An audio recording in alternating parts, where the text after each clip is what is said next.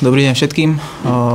Myslím si, že bol dneska celkom zaujímavý zápas z oboch strán. Prvý polčas si myslím, že trošku nás Hradec vedel prehrávať.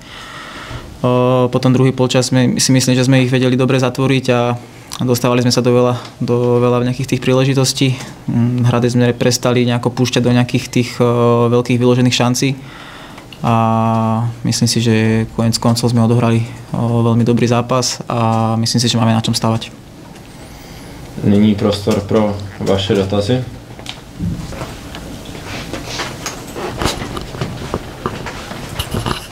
Dobrý den, Zraněk Sport.cz. Já se jenom možná zeptám na tu gólovou situaci Hradce, že vlastně tam byla taková jako zvláštní situace, že se dlouho čekalo, zkoumalo se. Jak jste vlastně viděl tu situaci vy? Nebo co říkáte na to, že vlastně takhle VAR rozhodl? Tak myslím si, že sme tam trošku zabudli na neho úplne na zadnej tyčke a to by sa nemalo samozrejme stávať a je to škoda, že sme ho tam takto nechali úplne samého a škoda, že to nebol offside.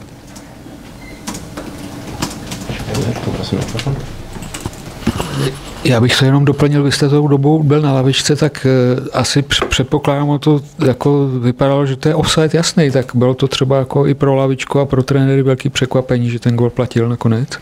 Tak ja si myslím, že ťažko povedať z lavičky, lebo ten uhol je úplne iný, ako to vidí krajný rozhodca, alebo potom ako to je asi vidno na tom VARe.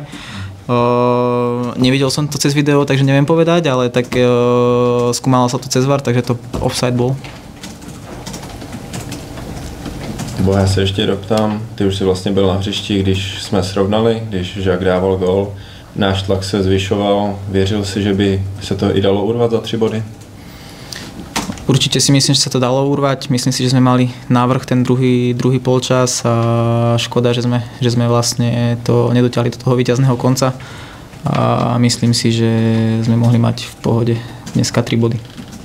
Poprvé si se představil našim fanouškům doma na Julisce, tak jaké to bylo, jak si užil domácí atmosféru prvý?